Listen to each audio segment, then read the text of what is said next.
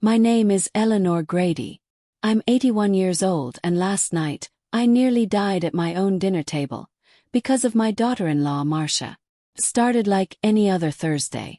The house was quiet, save for the ticking of the old clock above the fireplace. I had moved in with my son, Andrew, and his wife after my hip surgery. Just until I healed, that was the plan. Or so they said. Marcia had cooked dinner. A rare occasion, really. She always said she was too busy running her boutique or too tired after yoga. But that night she insisted. Said it was a surprise for me. The food looked innocent enough. Mashed potatoes, grilled chicken, a salad drizzled with dressing. But the moment I took my first bite of the chicken, I knew something was wrong. My tongue started to swell. My throat tightened. I dropped my fork. "Eleanor, are you okay?" Marcia asked with a strange calm, almost as if she were watching a predictable scene in a bad soap opera. I tried to speak, but all that came out was a choked gurgle. My body broke into a cold sweat. I was clawing at my chest, my airway closing fast. My allergy, my deadly, documented, decades-long allergy, to sesame oil. And that's exactly what was smeared across the chicken. I'd told Marcia countless times about it. I'd shown her my EpiPen, even labeled the kitchen cabinet, "Allergy Alert." This wasn't a mistake. Andrew sat frozen across from me, wide-eyed, fork mid-air. He wasn't moving. Why wasn't he moving? Collapsed sideways, gasping. My hand fumbled for the purse at the side of my chair, where I always kept the EpiPen. But it was gone. That was when I knew.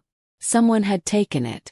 And as I lay on the cold tile floor, Marcia just stood there, arms crossed, lips parted slightly like she was watching to see if I'd stop moving. But fate, or maybe something greater, stepped in.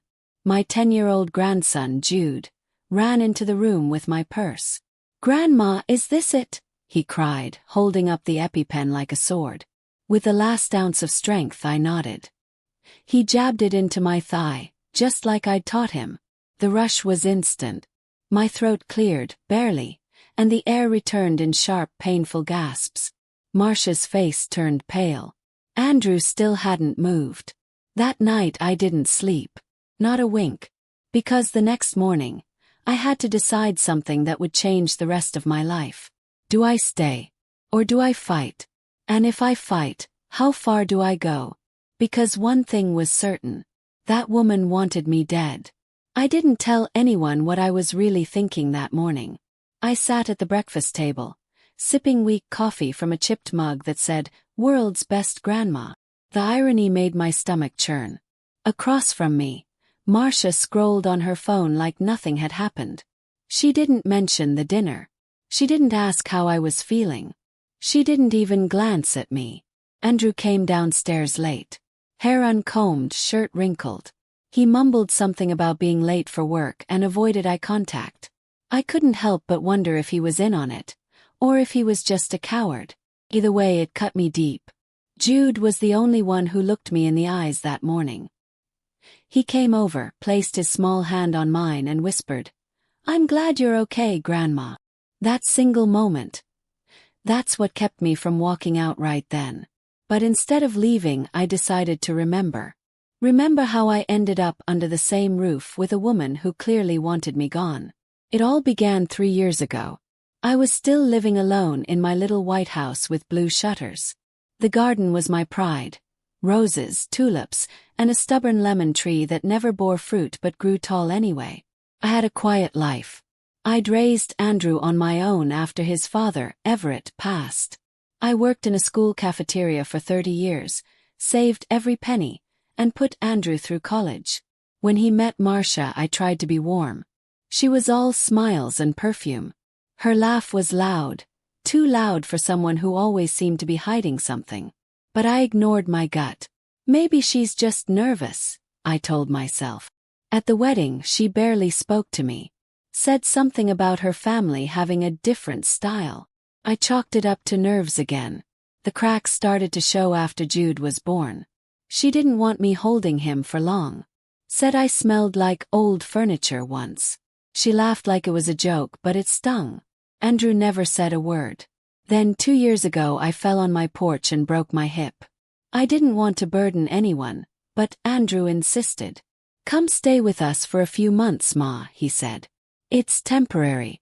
Until you're strong again.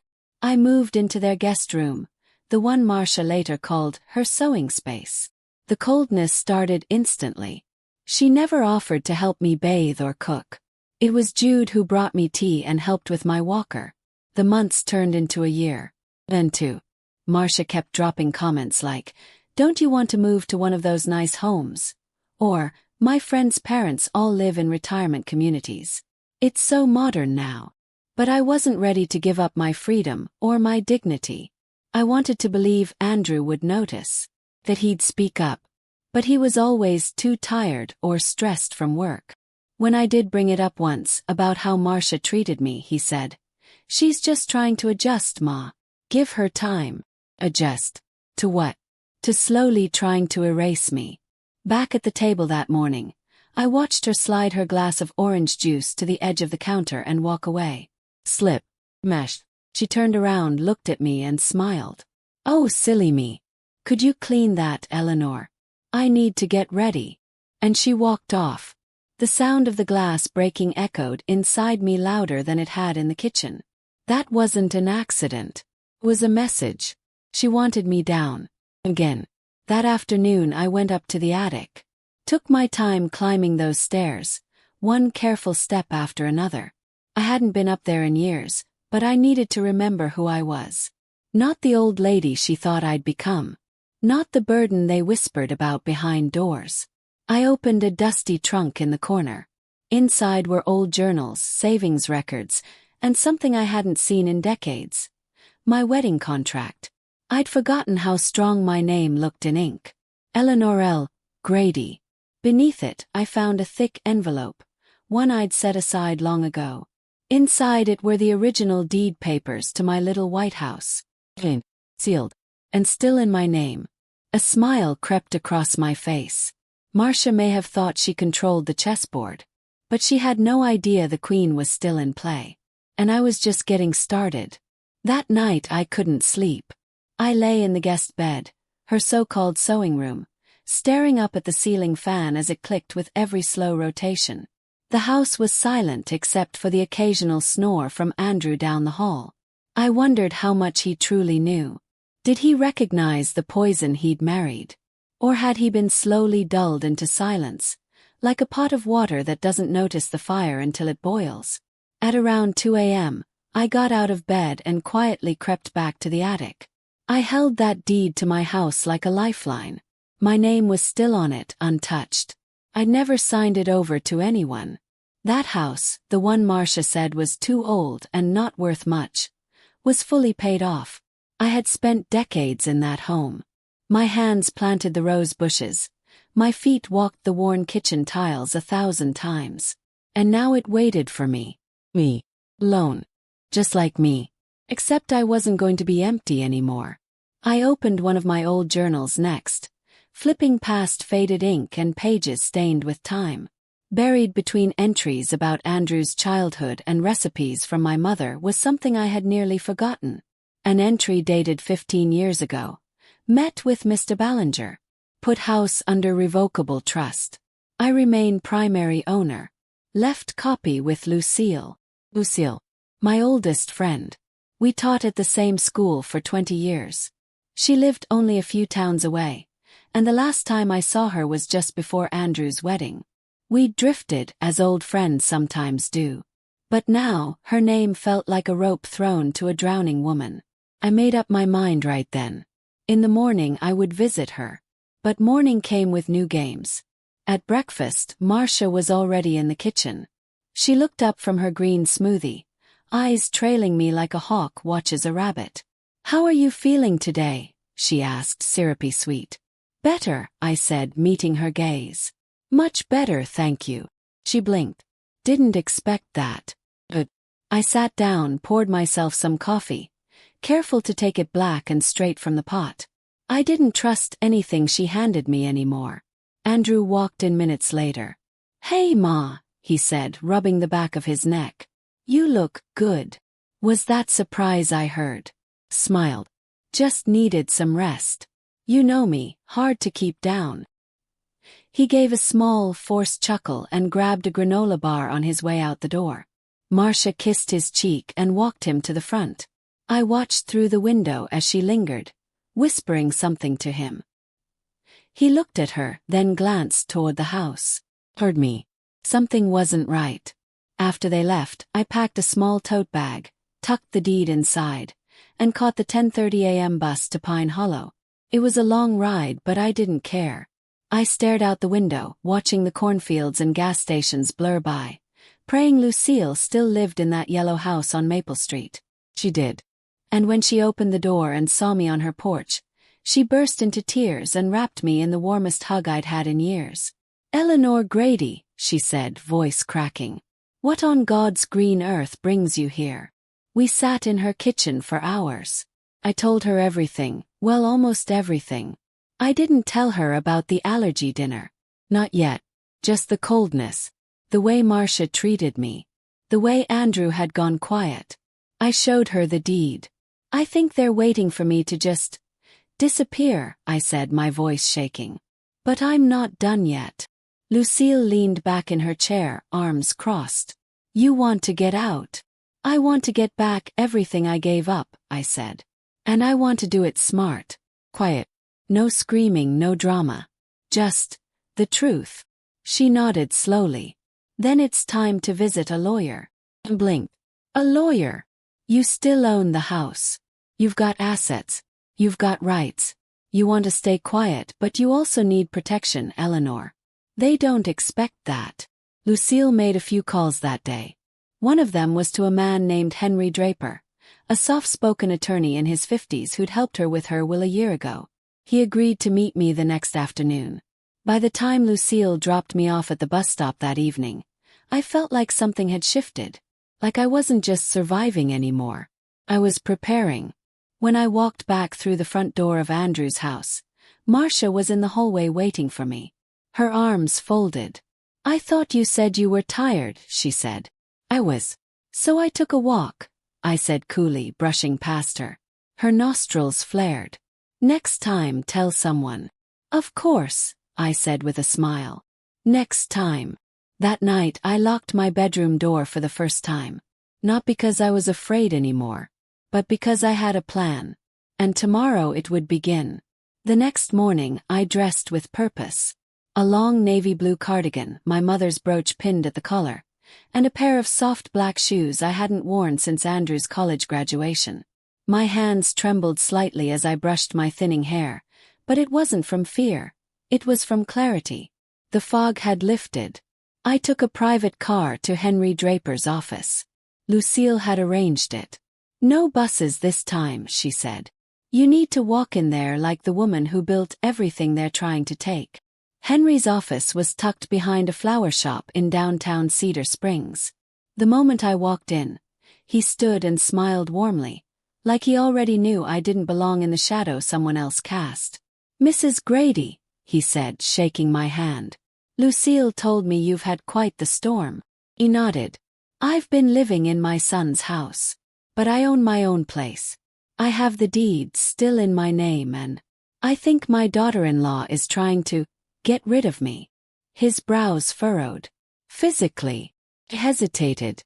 Images of that sesame oil-coated chicken filled my head. My throat closing. My EpiPen missing. The blank look on Andrew's face. "She served me something I'm deathly allergic to. I nearly died. My grandson saved me. That same night my EpiPen was gone.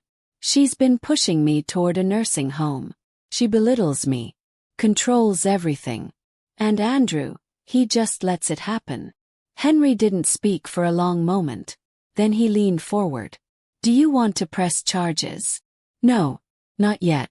I want to reclaim what's mine. Quietly. Strategically. I want to go back to my home, but I want to do it in a way that protects me legally, emotionally. If they try to come after me later, I need to be ready." Henry gave a small, approving smile. Now that is a woman with a plan. Over the next hour we went over every document I had, deeds, trust notes, even savings accounts I'd forgotten about. I had more money tucked away than I thought. Small deposits here and there had grown into something that could help me stand on my own. Henry laid out the strategy. First, file a notice of revocation on the trust, re-establish me as the sole property holder. Then, shift my mailing address and notify all banks, Medicare, and Social Security of the change. He'd arrange for home safety checks and provide a letter to Andrew and Marcia, formally informing them I was moving out, and that I was protected under elder abuse statutes if they interfered. "I don't want to sue them," I said. "Not unless I have to." "You won't need to," he replied. "You just need to move fast, quietly, like slipping out of a trap." When I left that office, the sun was high and strong. I hadn't felt its warmth like that in months, maybe years. But back at the house, the air was colder than ever. Andrew wasn't home. Marcia was in the kitchen, humming some off-key tune while wiping down the counters. She turned when I entered, startled. "Oh, you're back," she said flatly. "Yes," I replied, hanging up my coat. "Where'd you go this time?" "To see an old friend," I said, smiling. "And a new one." She narrowed her eyes. "You didn't take Jude with you, did you?" "Of course not," I said. "Wouldn't dream of disrupting your parenting." That hit a nerve. Her grip on the sponge tightened. Dinner that evening was strained. Marcia didn't serve it. Andrew did, awkwardly plating meatloaf and green beans like a man trying to delay an explosion. No sesame oil this time, of course. I didn't touch a bite. Jude, bless him, tried to cut through the tension. "Grandma, did you know I got an A in science?" Smiled. "You're the smartest boy I know." Marcia rolled her eyes. After dinner, I found a moment alone with Andrew in the hallway. He was putting on his jacket, heading out for what he claimed was a late grocery run. "Andrew," I said softly, "can we talk for a second?" He sighed. "Mom, it's been a long day. I nearly died 2 nights ago." He froze. "What?" I stepped closer. "You sat there while I choked. You didn't move. You didn't help. Why?" I didn't know what to do. "Marcia said you were fine.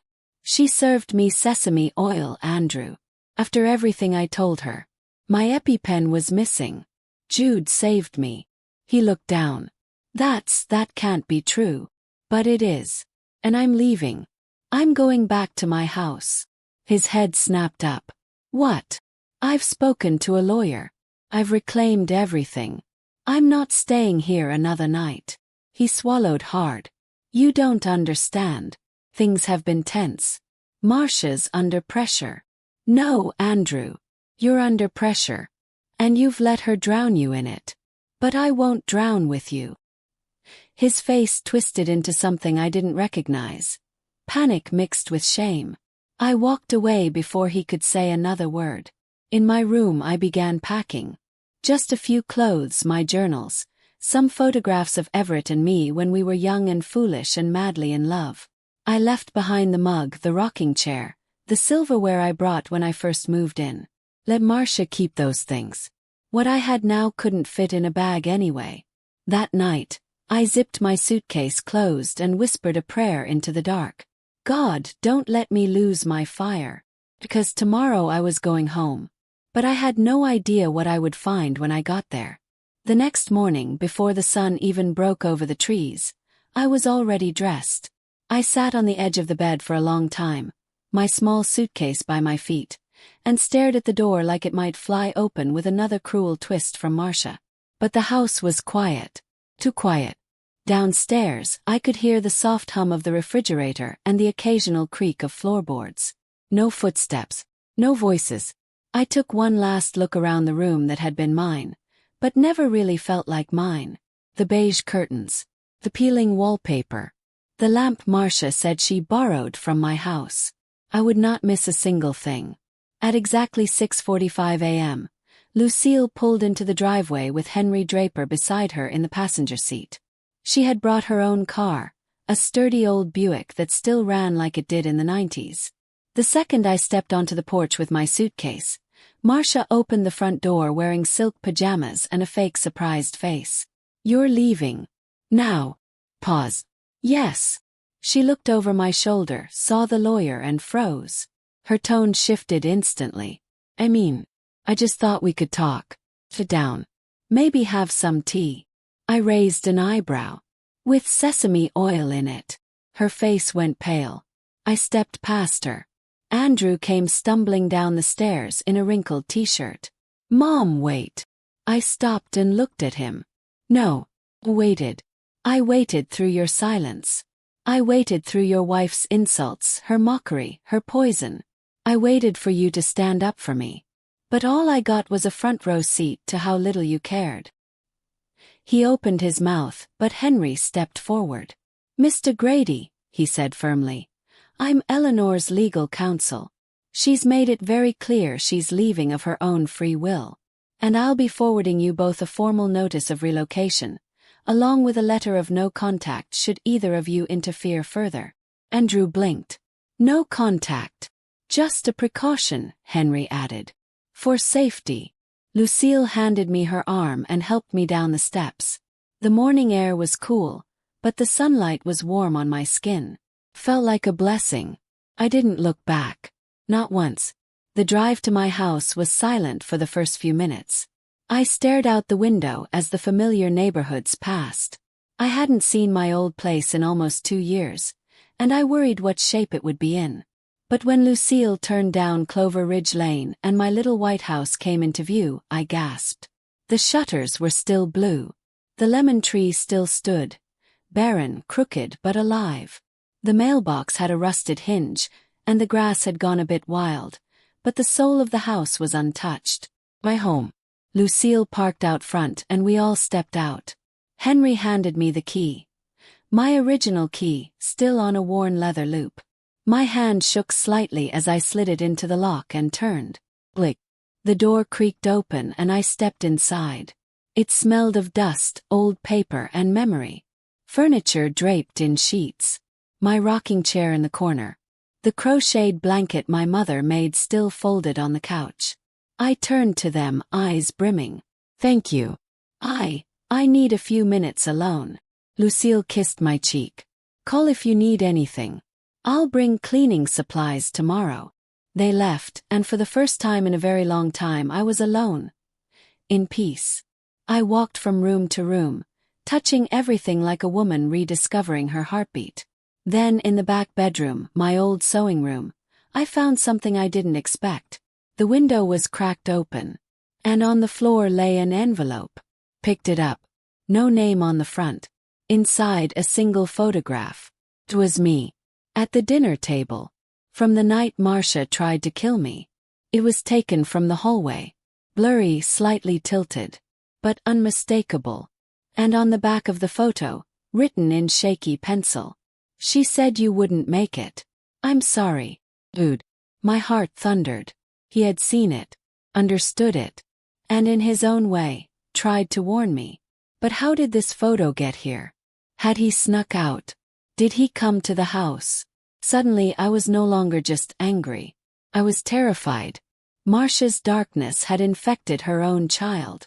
And if Jude was crying for help, how much longer could I ignore it? I clutched the photo to my chest and sat down hard on the floor. This wasn't over. Getting my home back was just the first step. Now I had to figure out how to save my grandson. Before she turned him into her. Or worse. Before she hurt him too. I barely slept that night. The house creaked in familiar ways, but my nerves were sharper than they'd been in decades. Every sound set me on edge. I clutched the photo Jude had left me like it was a living thing. My mind kept spinning back to one unbearable truth. He knew what Marcia had done. And he'd tried to tell me. And yet he was still there. Still trapped. Still under her roof. When the morning came, the light seemed thinner somehow. I stood in the kitchen, staring at the coffee maker I hadn't used in over 2 years. I poured myself a cup and sat at the window. I used to enjoy this view. The lemon tree, the mailbox, the sleepy street. Now all I could see was Jude's little face. The look in his eyes when he brought me the EpiPen. That tremble in his voice when he whispered, "Grandma, is this it?" I knew what I had to do. I had to get him out. But I had to be smart. I couldn't just show up at their house. Marcia would twist it. She always did. I'd become the crazy old lady, trying to turn her son against her. Andrew would fold like paper. And if they thought I was trying to steal Jude, God knows what they'd do. So I called Henry. I need to talk to you, I said. Privately. We met that afternoon at a quiet diner 2 towns over. I showed him the photograph and Jude's message. His eyes scanned the photo carefully, then met mine. Have you called the authorities? No. Not yet. Eleanor, if this child is in danger. He is, I said, voice shaking. But I need proof. Real proof. Not just a photo he snuck out of the house. I need something that forces their hand. Something that protects Jude and me. Henry leaned back, thinking hard. Then he pulled out a notepad. Okay, he said. Here's what we do. The plan took 2 weeks. 2 weeks of staying quiet. 2 weeks of pretending I was just a sweet old lady restoring her home. But during those 2 weeks, Lucille and I got to work. She helped me install security cameras, inside and out. We scrubbed the house from top to bottom, cleared out the dust, and reactivated all the utilities. He updated my will. Added Jude as a beneficiary to a trust. Henry filed paperwork ensuring any transfer of custody would require court intervention. And then we made the call. Henry reached out to a child welfare liaison, someone quiet and experienced. He told them everything. The allergy incident, the neglect, the emotional manipulation. We submitted the photo Jude left. We requested a home welfare check, an unannounced one. But I wasn't done. I needed to see him. Just once. So I did something risky. I mailed Jude a letter. I disguised the envelope. Used Lucille's name and return address. Inside, I wrote a simple message. My house is safe now. There's a key under the lemon tree rock. Come anytime you feel scared. Love you. Grandma. I didn't know if it would reach him. But 3 nights later I got my answer. I was dozing in my chair when I heard a soft tap at the back door. My heart stopped. I moved quietly through the kitchen and peered out through the curtain. It was him. Jude. Soaking wet from the rain, holding his backpack, shivering. I flung the door open and wrapped him in my arms. Grandma, he whispered, clutching me. I didn't know where else to go. It's okay, I said, holding back tears. You're safe now. You hear me? You're safe. I brought him inside, gave him dry clothes, and made him hot cocoa. He sat at the table like a ghost. Pale, quiet, eyes too tired for a 10-year-old. He finally spoke. She yells at me when Dad isn't home. Makes me eat in the laundry room. Said if I ever told anyone what she did to you, she'd make sure I disappeared. My hands tightened around the mug. Does Andrew know? He doesn't see it. She's nice to me when he's around. But when it's just us, his voice trailed off. I felt my chest tighten. That woman wasn't just cruel. She was dangerous. I called Henry immediately. He told me not to return Jude yet. The welfare check was scheduled for the following day. Let them panic. Let the silence echo. When I hung up, Jude looked up at me with wide, scared eyes. Am I gonna have to go back? I knelt beside him. Not if I can help it, baby. He threw his arms around me and cried. That night, I set up a cot next to my bed and let him sleep in the room with me. I watched him breathe, softly and steadily, like he hadn't in years. At 7 a.m. the next morning, there was a knock at Marcia and Andrew's door. It wasn't me. It was 2 women from Child Protective Services and a county officer. The moment they asked where Jude was, Marcia started to panic. Andrew tried to cover for her. Said Jude had gone to a sleepover, that it was probably on the calendar somewhere. But there was no calendar. And Jude hadn't had a sleepover in months. The officer took notes. The caseworker asked to speak to Jude directly, alone. An hour later they were at my front door. Jude ran to them with a small wave, holding my hand the whole time. He told them everything. Every room he wasn't allowed in. every meal eaten standing, every threat whispered when his father wasn't home. They left with heavy expressions and quiet promises. Henry called that night. They're launching a full investigation. For now, they're letting Jude stay with you temporarily. I nearly dropped the phone. For now? Yes. It's not over yet, he said. But you've done the right thing. I hung up and stared at the ceiling for a long while. She came for me. Now I was protecting him. And I knew Marcia would not take that lightly. But I didn't care anymore. Because she underestimated the wrong old woman. And now she'd have to face me. The official letter came on a rainy Thursday morning. I stood at the mailbox with Jude under my umbrella, both of us squinting through the drizzle as I tore the envelope open with trembling fingers. The seal from the Department of Family Services caught my eye first. I read the first paragraph out loud. As part of our preliminary findings, the minor Jude Grady will remain in temporary custody with his paternal grandmother, Eleanor Grady, pending a formal court hearing. Jude's eyes widened. Does that mean I get to stay? I smiled through the tears. For now, sweetheart. For now. We both knew what it really meant.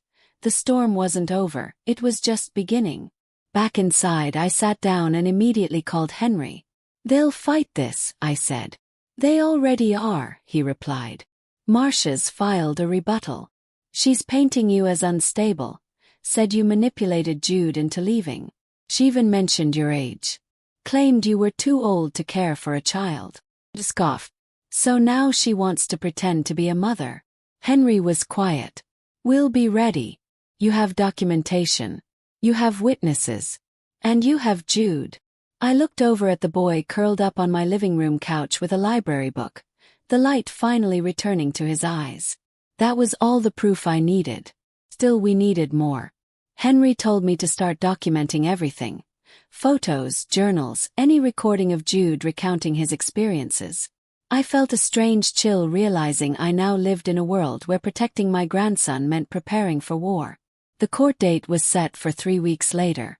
During that time I saw Andrew only once. He came alone, parked out front, and just stood at the gate. I watched him from the window, my heart battling between love and disappointment. Eventually I stepped onto the porch. He looked like a man who hadn't slept. Shadows under his eyes. Shoulders slumped. I just wanted to see him, he said. He's not ready, I replied calmly. He looked at me, tears pooling. I didn't know, Ma. Swear. I didn't know what she was doing to him. You didn't want to know, I said. You closed your eyes every time it got hard. You let that woman poison your marriage, your home, and almost your child. He lowered his gaze. She told me you were overreacting, that you hated her. I didn't know what to believe anymore. I never asked you to pick sides, Andrew. I just asked you to see. Beat of silence. Can I write him a letter? He nodded. You can drop one off. I'll let him decide. He reached into his coat and handed me a folded piece of paper. Tell him. I'm trying to be better. And then he left. Jude never asked to see him. But he did read the letter. He didn't cry. He didn't smile. He folded it and placed it inside the Bible on my bookshelf. He used to read to me from this, he said. Before she told him it was a waste of time. The day of the court hearing arrived faster than I expected. Lucille came to help me dress. Powder blue skirt, matching coat, pearl earrings. I looked like the woman I'd always been beneath the dust of their cruelty. Henry met us at the courthouse. He looked polished but tired. He'd been up all night preparing our case file. Marcia arrived in a crisp designer suit, hair slicked back, and a sneer hiding behind fake humility. Andrew walked behind her like a ghost. She glared at me the moment we locked eyes. You won't win, she muttered as we passed each other in the hall. You're just a bitter old woman clinging to attention. I didn't flinch. I just smiled. I'm a grandmother, I said. And that's more powerful than you'll ever understand. The courtroom was small, but every word spoken there felt heavy. Henry laid out everything. The photo, the allergy incident, the EpiPen disappearance, the CPS report, Jude's own words. Marcia's lawyer tried to frame me as paranoid, emotionally manipulative, even unstable due to age. But the judge, a sharp, stern woman in her late 50s, listened closely to every word. And then she asked the most important question. Would the minor like to speak? Henry looked at me. I looked at Jude. He stood up, small but brave. When he walked to the front, the entire courtroom held its breath.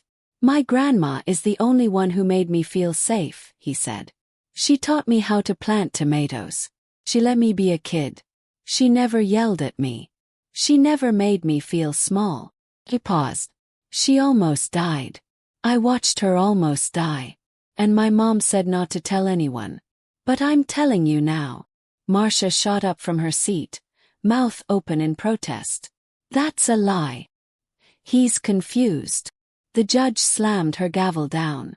Sit down, Mrs. Grady. For a moment, the only sound in the room was Jude's soft breathing. The judge turned her gaze toward me. Mrs. Eleanor Grady, based on the evidence presented, the child's statement, and the pattern of emotional neglect, this court grants you full temporary guardianship pending a formal custody review. Covered my mouth. Jude ran into my arms. Marcia shouted something incoherent before storming out. Andrew didn't follow her. Instead, he sat alone, head in hands. Later that evening, back home, Jude helped me hang new curtains in the sewing room. We were laughing about how crooked they were when the doorbell rang. It was a delivery driver. A small brown envelope addressed to me. Inside was a note. No name. Just 5 chilling words scrawled in tight handwriting. This isn't over. Watch him. My hands shook.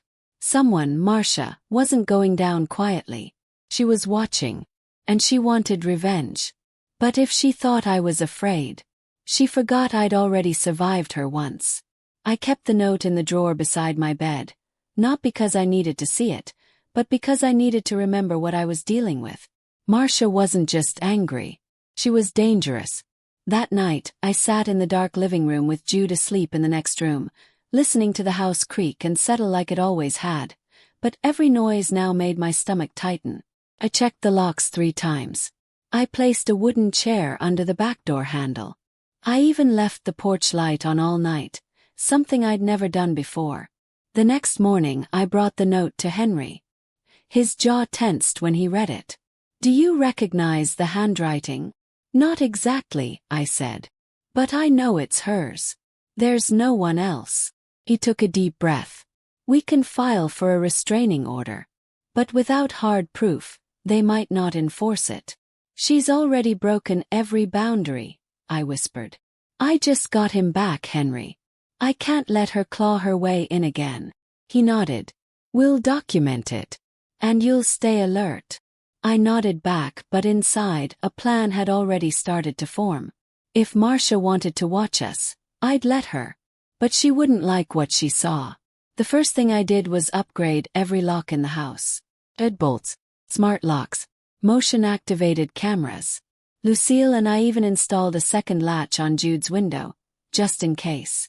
My home, once a place of peace, had become a fortress. Next, I met with a retired sheriff who now ran a security business out of his barn. His name was Carl Winters. Gruff, weathered, but smart. He came out personally to install outdoor floodlights, motion detectors, and a backup alarm system with a panic button next to my bed. This ain't just for show, ma'am, he told me. If anyone so much as sneezes near your lemon tree, you'll know. I was finally starting to breathe again. But just as I did, the phone calls began. Private numbers. No voice on the other end. Just silence. Then a click. I knew it was her. Playing games. Trying to shake me. But every call only made me more determined. Meanwhile, Jude began to heal. Slowly, beautifully. He planted marigolds in the front yard. Read books on the porch swing. Painted me a picture of the two of us under a giant lemon tree that he taped proudly to the fridge. But trauma doesn't fade overnight. Sometimes he'd wake up crying. Other times he'd flinch at the doorbell. Once, when I raised my voice at a TV commercial, he dropped his cereal bowl. I always held him after. Always reminded him. You're safe here. Nothing gets past me. We were building a new life, brick by emotional brick. Until Marcia tried to kick it all down. It happened one Saturday afternoon. I had gone out with Lucille to buy groceries. Jude stayed behind with Carl's niece, Sandra, a quiet, responsible girl in her 20s who babysat in town. We were halfway back when my phone rang. Sandra's voice was frantic. "Mrs. Grady, someone's here." She tried to open the side gate. Said she was Jude's mother and demanded to see him. Froze. "Where's Jude?" "Locked in your room." "I've called the cops." She ran off before they arrived. Lucille hit the gas. By the time we pulled into the driveway, 2 officers were taking statements from Sandra. One was reviewing the camera footage from the security app on my tablet. We watched it together. There she was, Marcia. Hair tied back, sunglasses on, tugging on the side gate like she owned the place. When it didn't budge, she looked right into the camera and mouthed something. The officer replayed the clip 3 times before we made it out. "He belongs to me." The officer shook his head. "She's breaking boundaries. We'll escalate this." Sandra stayed with us that night, too shaken to go home. I gave her my bed and took the recliner. Jude curled up beside me, clinging to my arm the way he used to when he was small and afraid of thunder. I held him tighter than I ever had. The next morning, Henry filed for an emergency protective order. Within 48 hours, the judge granted it. Marcia was officially barred from coming within 300 feet of us. I wanted to believe that was the end of it. But evil doesn't just stop. It evolves. A week later, I got a call from Andrew. "Ma, I need to talk to you. It's urgent." I hesitated, but curiosity got the better of me. I agreed to meet him at a public cafe halfway between our homes. He looked worse than before. Ill, jittery, wrinkled shirt, dark circles under his eyes. "She's gone off the deep end," he whispered, fingers trembling around his coffee cup. "Says you've poisoned Jude against her. Says you're trying to steal our family. She's the one who nearly killed me, Andrew." He nodded. "I know that now. But she doesn't care anymore. She's talking about legal retaliation. About getting full custody of Jude. About proving you're mentally unfit." I stared at him. "She said she had a backup plan. I don't know what that means, but she's unraveling. I just thought you should know." I looked at my son, my only child, and wondered how he'd let it go this far. "I don't need your apology," I said. "I need your protection. For Jude. Are you willing to testify in court? To tell the judge what you know?" He hesitated, then slowly nodded. "I'm sorry, Ma. I should have stopped her a long time ago." That night, I stayed awake in my rocking chair. Marcia's threat echoed through my mind. "He belongs to me." But she was wrong. Jude never belonged to her. He belonged to truth, to safety, to love. And no court, no twisted lie, no whispered threat would change that. Because the hearing was now just 3 days away. Final one. The one that would decide who held Jude's future. And I was ready. I had my story. I had my son. And I had something Marcia never would. A heart strong enough to carry the truth. But just when I thought I was fully prepared, a letter arrived the next morning. From Marcia. No threats, no poison. Just 4 words. "See you in court." And tucked inside, a signed statement. From someone I never expected. Lucille. My best friend. I stared at the letter in silence, my fingers trembling over Lucille's familiar cursive. My best friend. My only ally for months. Had written a signed affidavit, for Marcia. I read every word slowly, carefully. I, Lucille M. Trenton, attest that Eleanor Grady has shown increased confusion, paranoia, and aggressive behavior in the past months. I worry for the safety of her grandson and believe she may not be emotionally or mentally fit to care for a child full-time. The room spun. My knees buckled and I sank into the nearest chair. How? Why? Lucille had been with me from the start, helping me clean the house, driving me to the courthouse, even bringing cookies for Jude. We laughed together, cried together. I trusted her more than anyone else in the world. And now, this. I didn't even notice when Jude walked into the room. He saw the paper in my hand and looked up at me concerned. "Grandma, what's wrong?" I blinked away the tears. "Nothing, baby. Just court stuff." He didn't press. He just hugged me tight and went back to reading on the couch. I stared at the wall for a long time, until the weight in my chest shifted from heartbreak to suspicion. Lucille hadn't been acting strange. Not one bit. If anything, she'd become even more protective since the incident at the gate. Which meant only one thing. Marcia had forged it. I called Henry. He met me within the hour. He read the statement 3 times, then exhaled slowly. "She forged this," he said, confirming my fear. "Lucille's signature is close, but the spacing's off. And the notary stamp. Fake." I sat back in my chair, stunned. She really thought she could trick the judge with this. Henry looked grim. If we hadn't seen Lucille's real signature a dozen times, we might have believed it. Most courts would. "I want to press charges." "You'll get your chance after the hearing," he said. "But we're adding this to the evidence pile. This is fraud. It speaks volumes." I nodded slowly. But the damage had already been done. Emotionally, I felt gutted. That woman would stop at nothing, not even lying about my best friend, to win custody of a boy she barely saw as human. The gloves were off now. The night before the final hearing, I stood out on the porch under a quilt of stars. Jude joined me, rubbing sleep from his eyes. "Couldn't sleep either." I smiled weakly. "No, sweetheart. Big day tomorrow." He leaned against me, warm and soft and full of trust. "Are they going to take me away?" Froze. Then pulled him in tighter. "No, baby. They're not. You're safe here. I promise." He didn't speak again. But as I rocked us gently in the old wooden chair, I knew one thing for sure. Tomorrow wasn't just about custody. It was about my name, my sanity, my voice. And I wouldn't let anyone, especially Marcia, silence me again. Court the next day was packed. Child welfare representatives, 2 lawyers, an advocate for Jude, Marcia in another designer suit, Andrew sitting quietly behind her, and in the back row, Lucille, live, real, there in the flesh. She caught my eye, stood up slowly, and walked directly to the judge's bench with Henry at her side. Whispers rippled through the room. Lucille cleared her throat. "Your Honor," she said firmly, "I did not write the statement submitted yesterday in my name. It's a forgery. I came today to testify not just for Eleanor Grady, but for Jude." The judge leaned forward. "Are you prepared to swear that under oath?" Lucille raised her right hand. "I am." From the other side of the courtroom, Marcia's face cracked. Panic. Pure cornered panic. She whispered something to her attorney, who looked equally stunned. Lucille testified for 20 minutes. She described my caregiving, the home, the security systems, the meals, the way Jude smiled again.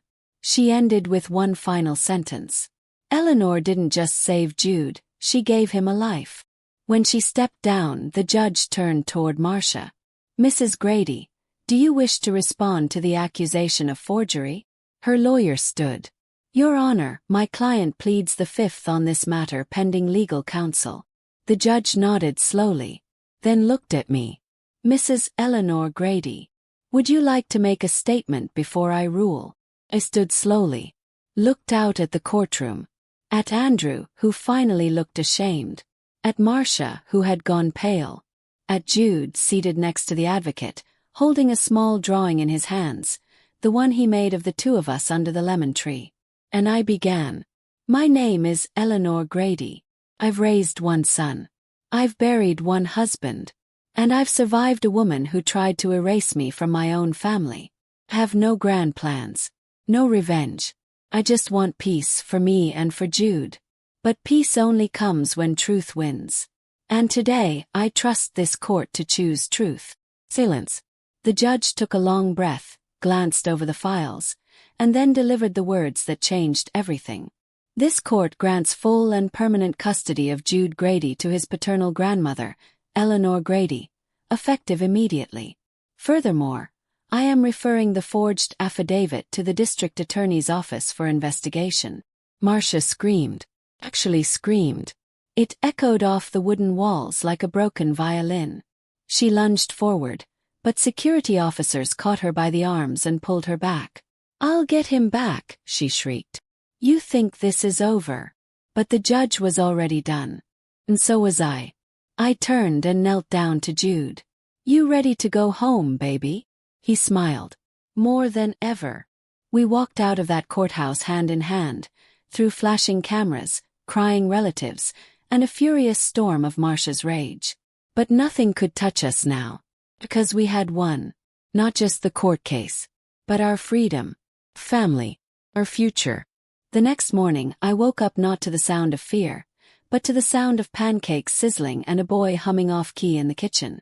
Dude. My grandson. My miracle. He had set the table himself.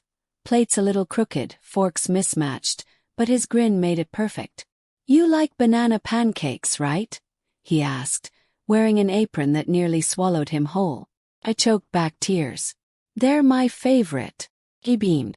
That morning something healed in me. Not because everything was over, but because I had survived it. We both had. And in the quiet of my kitchen, with sunlight pouring through the windows and the smell of batter in the air, I remembered who I was. Not a burden. Not a liability.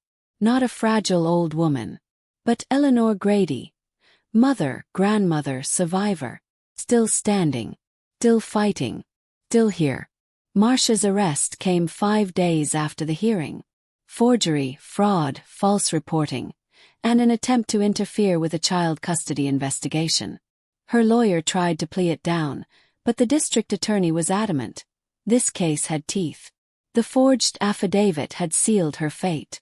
The EpiPen incident, the surveillance footage at the gate, the silent calls traced to a burner phone in her boutique drawer.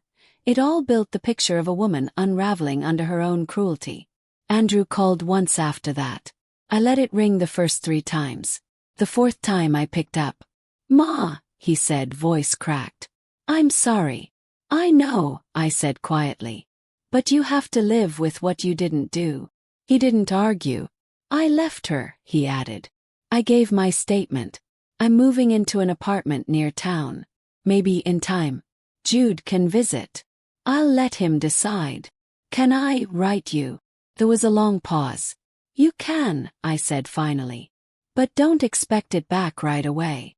Hung up. Not out of bitterness. Out of protection. I wasn't angry anymore, I was done. And I wasn't spending another second trying to fix someone who watched me suffer and called it love. Weeks passed. Our new life settled into something peaceful. Predictable. Sacred. Jude started school at Cedar Ridge Elementary. Made 2 friends on the first day and ran home talking about science and cafeteria pizza like it was gourmet. Lucille came over every Saturday. Sometimes just for coffee, sometimes with a fresh pie and a stack of crossword puzzles. Carl, the ex-sheriff, stopped by now and then to check on the cameras and tell Jude stories about growing up in the area. And me. I gardened again. The lemon tree even gave fruit that fall.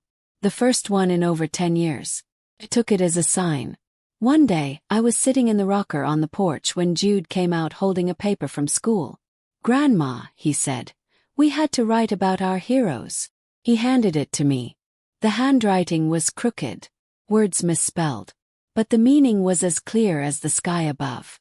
My hero is my grandma. She saved me from scary people. She never yelled. She always listens. She smells like flowers and pancakes. She tells the truth, even when it's hard. She made me believe I can be anything.